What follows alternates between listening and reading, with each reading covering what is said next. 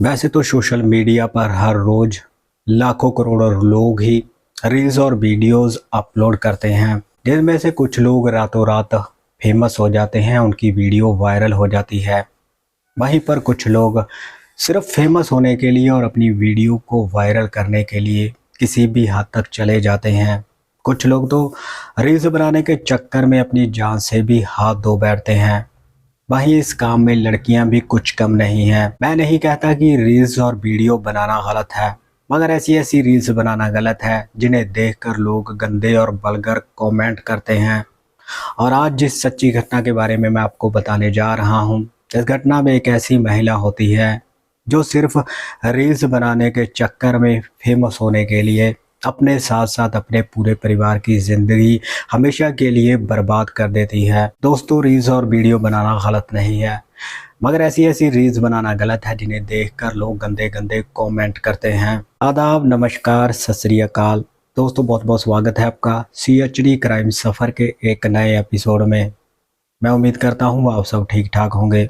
दोस्तों, ये चैनल अभी बहुत छोटा है, इसे आपके प्यार और सपोर्ट की बहुत ही ज़्यादा ज़रूरत है। इसीलिए आप सबसे ये रिक्वेस्ट है कि वीडियो को देखने से पहले चैनल को सब्सक्राइब और वीडियो को लाइक कर दें। इस वीडियो को ज़्यादा से ज़्यादा लोगों को शेयर कर दें। दोस्तों, आज जिस सच्ची घटना के बारे में मैं आपको बताने जा रहा हूँ वो बिहार प्रदेश से है। बिहार प्रदेश में ही एक ज़िला पड़ता है बेगूसराय, और इसी बेगूसराय का रहने वाला रामेश्वर की उम्र है लगभग 25 साल। रामेश्वर की पत्नी का नाम है रीना, और रीना की उम्र है लगभग 22 साल। रामेश्वर और रीना की शादी को 6 साल हो चुके हैं। 6 सालों में इनके घर पर 2 बच्चे पैदा होते हैं, जिनमें एक बेटा और एक बेटी होती है। रामेश्वर एक गरीब परिवार से ताल्लुक रखता है, इसी वजह से वो दिहाड़ी मजदूरी करके ही अपने परिवार का पालन पोषण कर रहा होता है। 4 सदस्यों का ये परिवार बड़ी खुशी खुशी अपनी जिंदगी बिता रहा होता है।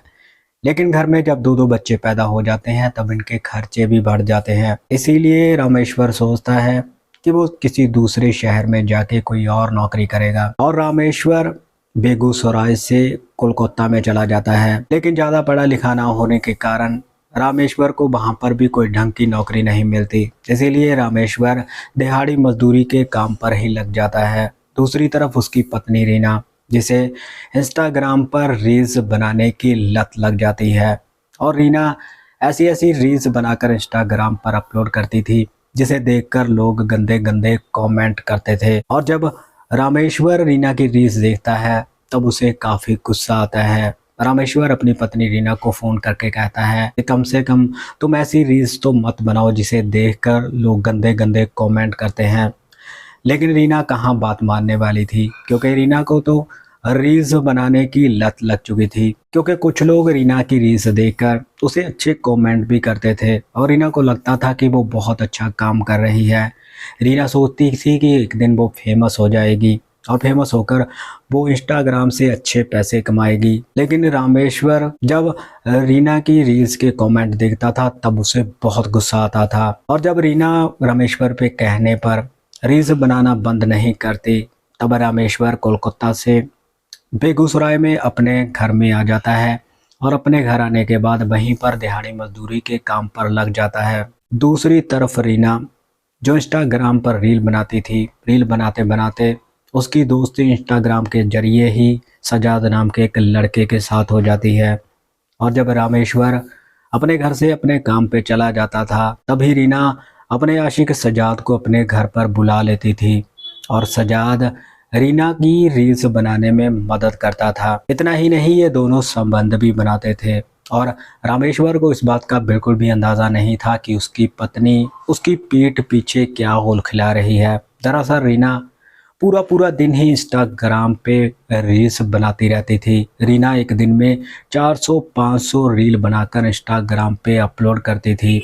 रीना को ना तो अपने बच्चों की फिक्र थी और ना ही अपने सास ससुर की। इसीलिए आए दिन रामेश्वर अपनी पत्नी रीना के साथ झगड़ा करता था, लेकिन रीना अपने पति की कोई भी बात सुनने के लिए तैयार ही नहीं थी। वक्त धीरे धीरे आगे बढ़ रहा था, और एक दिन रमेश को पता चलता है कि उसके काम पर जाने के बाद उसके घर में सजाद नाम का एक लड़का आता है जो रीना की रील्स बनाने में मदद करता है। ऐसी बातें सुनकर रामेश्वर को काफ़ी गुस्सा आता है, और अपने घर जाकर वो अपनी पत्नी रीना से कहता है, तुम उस लड़के को क्यों अपने घर में बुलाती हो? कौन है वो सजाद? आखिर वो तुम्हारा लगता ही क्या है? इस पर रीना उसे कहती है कि सजाद मेरा दोस्त है और वो मेरी रील्स बनाने में मदद करता है। इसी बात को लेकर दोनों में काफ़ी बहस हो जाती है और रीना रूठ कर अपने मायके में जाकर बैठ जाती है। और जैसे ही इस घटना को थोड़े दिन बीतते हैं, तब एक दिन रीना रामेश्वर को फ़ोन करके कहती है कि आगे से मैं ऐसी रील्स नहीं बनाऊंगी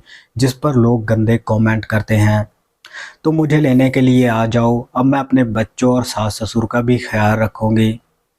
रीना की ये बात सुनकर रामेश्वर को लगता है कि शायद रीना अब सुधर गई है, लेकिन उसे इस बात का अंदाज़ा नहीं था कि रीना के मन में क्या चल रहा है। दरअसल रीना और उसके आशिक ने मिलकर रीना के पति रामेश्वर के खिलाफ एक षड्यंत्र रचा था। और जब रामेश्वर रीना को लेने के लिए उसके मायके में चला जाता है, तब रीना पहले से ही सजाद को वहां पर बुला लेती है। सजाद रीना के घर पर अपनी दो बहनों के साथ पहुंचता है और जैसे ही रामेश्वर रीना के घर के अंदर दाखिल होता है, अब ये तीनों चारों मिलकर रामेश पर टूट पड़ते हैं, जानलेवा हमला कर देते हैं और रीना अपने हाथों से ही रामेश्वर का गला दबा देती है और तब तक दबा कर रखती है जब तक कि रामेश्वर की जान नहीं चली जाती। दरअसल रीना ने सजाद के साथ मिलकर ये षड्यंत्र रचा था कि मेरा पति तो मुझे रील्स बनाने से रोकता है, इसीलिए क्यों ना उसे हमेशा के लिए इस दुनिया से ही हटा दिया जाए। रीना और उसका आशिक जब देखते हैं कि रामेश्वर की मौत हो चुकी है, तो ये उसकी लाश को टिकाने लगाने का सोच रहे होते हैं। इसी बीच में रामेश्वर का भाई रामेश्वर के नंबर पे कॉल करता है और जब रामेश्वर उसकी कॉल नहीं उठाता, तब उसके भाई को लगता है कि मेरे भाई और भाभी के बीच में झगड़ा चल रहा था, कोई ना कोई गड़बड़ हो गई होगी। इसी वजह से रामेश्वर का भाई अपने पिता को फ़ोन करके कहता है कि पिताजी आप जाकर देखिए, रामेश्वर मेरा फ़ोन नहीं उठा रहा है, मुझे लगता है कुछ गड़बड़ है। और जब रामेश्वर के पिता रामेश्वर के ससुराल में जाते हैं, तब देखते हैं कि रीना अपने परिवार वालों के साथ मिलकर रामेश्वर को एक गाड़ी में बिठा रही होती है और रामेश्वर के पिता पूछते हैं कि मेरे बेटे को कहाँ लेकर जा रहे हो? तब रीना कहती है कि रामेश्वर की तबीयत कुछ ठीक नहीं है, इसीलिए हम उसे हॉस्पिटल में लेकर जा रहे हैं इलाज के लिए। लेकिन जब रामेश्वर के पिता अपने बेटे के पास जाकर बात करने की कोशिश करते हैं, तब उन्हें पता चलता है कि उनके बेटे की मौत हो चुकी है। और तभी रामेश्वर के पिता नज़दीकी पुलिस स्टेशन में फ़ोन करके इस बात की सूचना दे देते हैं।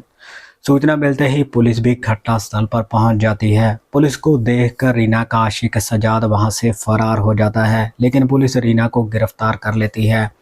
और पुलिस जब रीना को गिरफ्तार करके थाने में लेकर जाती है, तब रीना बताती है कि मेरा पति मुझे रील्स बनाने से रोकता था क्योंकि मैं फेमस हो रही थी और मेरी वीडियोस वायरल हो रही थी। लेकिन पुलिस वाले उसे कहते हैं तुमने तो रील्स बनाने के चक्कर में अपने हाथों ही अपना सुहाग उजाड़ लिया है। दोस्तों, इस घटनाक्रम में आपने देखा कि एक महिला सिर्फ रील्स बनाने के चक्कर में, सिर्फ फेमस होने के लिए ही अपने हाथों ही अपना सुहाग उजाड़ लेती है। इसके बाद पुलिस वाले रीना की तहरीर पर मुकदमा दर्ज करके उसे जेल में भेज देते हैं। दोस्तों, रीना जेल में चली गई, पति की मौत हो गई, लेकिन रीना के बच्चों का क्या कसूर था? अब देखने वाली बात ये रहेगी कि रामेश्वर के बच्चों की देखरेख कौन करता है। दोस्तों, इस घटनाक्रम से हमें क्या सीख लेनी चाहिए? आप अपनी राय कमेंट सेक्शन में ज़रूर रखिएगा। इस घटनाक्रम को सुनाने का मकसद किसी को परेशान करना या दुखी करना नहीं था, बल्कि आपको बताना है कि रील्स और वीडियो बनाने के चक्कर में लोग अपनी ही ज़िंदगी बर्बाद कर लेते हैं। सो मिलते हैं किसी और सच्ची घटना में, किसी और क्राइम की कहानी में। तब तक आप अपना ख्याल रखिए, सतर्क रहिए। जय हिंद।